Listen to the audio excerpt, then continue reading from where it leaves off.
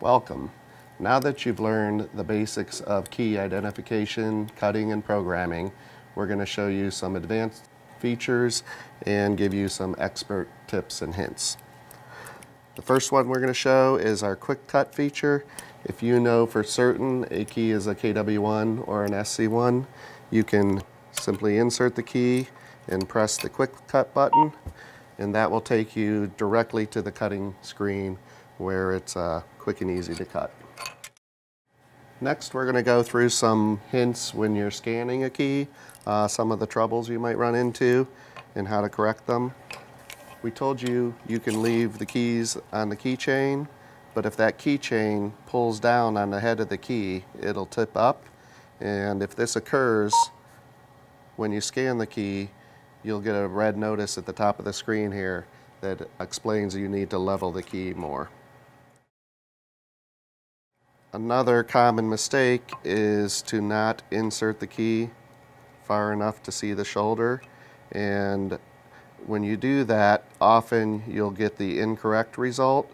For example, with this KW1 key, if I do not have the shoulder showing and then scan the key, I will often get a John Deere tractor key.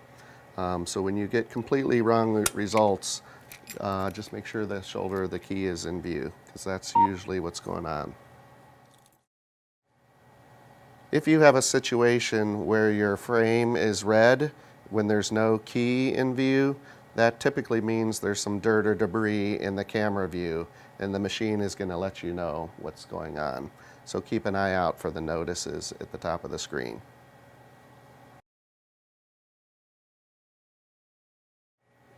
If you scan a key and there are no results found at all, you'll get a message explaining that you should make sure the key's pushed all the way in.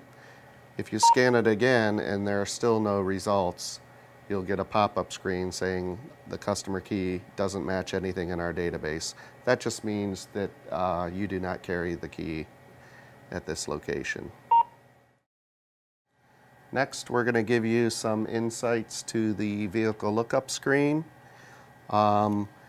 First of all, if you are scanning a customer key, let's say this is for a Jeep, and the Jeep is not listed on the screen as being one of the options, there's a Show More Vehicles button. If I press that, it'll expand that list out to many more vehicles, and I can then scroll and find the Jeep and continue on with the rest of the selections. Another possible case is you may scan a household padlock or cabinet key, and the machine mistakenly thinks that it's an automotive key and directs you to the automotive lookup screen. If this occurs and you're not doing a vehicle, we have a button here that says not a vehicle key. If you press this button, it's going to jump over this step and go right to the results and show you all possible keys that are the result. If you happen to be doing another type of vehicle key, such as a motorcycle, you can see we have 3 tabs across the top. By default, we always assume it's an automotive key. In this case, I have a motorcycle key. I'm going to press Rec Vehicles and Motorcycles tab, and I'm going to choose on the left motorcycle, and in this case it's a Yamaha, and hit next to go to the screen with all the Yamaha motorcycle keys. Let's talk about the results screen. There are some cases where you scan a customer key and you get to this screen and the correct key is not listed in your results. This can occur because the key is worn out, or it was another aftermarket key that looks different than the original key a little bit. Let's say this particular customer's key was an L1 key. L1 is not in the results. We can just press Show More Keys, and then we can arrow to the right and look at some more options. And eventually we should see the correct key come up. We simply select it and hit next, and we can go cut that key. If you have to hit Show More, you really want to make sure you know for certain that it is an L1 key. You know, it's labeled with L1 or has one of the other markings to positively identify it. Let's say you land on a key that's not carried. If the customer had a WK1 key, we give you the option to record the fact that you lost a potential sale because you're not carrying this key.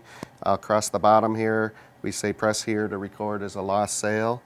If we press this button, we're getting a confirmation recorded as a lost sale, and we can say yes.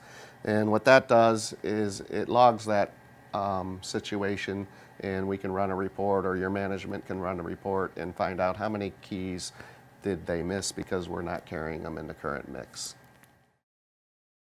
Let's talk a minute about programming chip keys.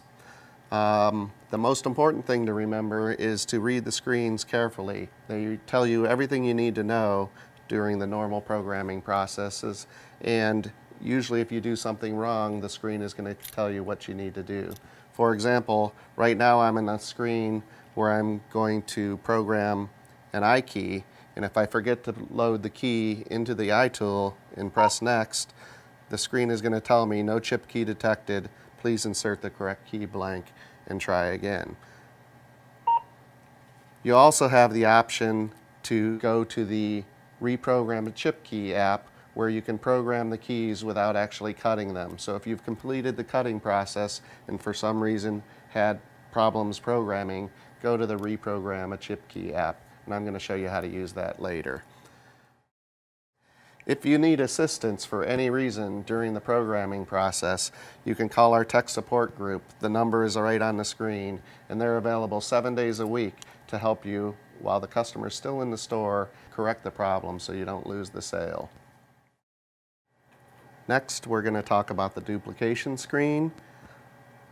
The first thing I'd like to point out, if you are actually out of stock on a key, so it's a key you carry but you've run out of them, we have a record is out of stock button here.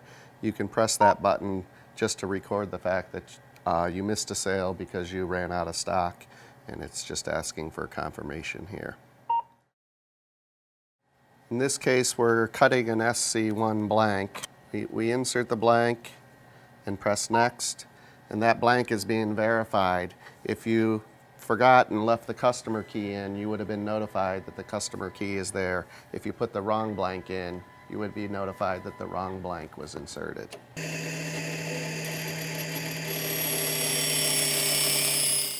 After the cut is done, the key is inspected. If you pull the key out too quickly, the screen will tell you that the key was missing and the key couldn't be inspected.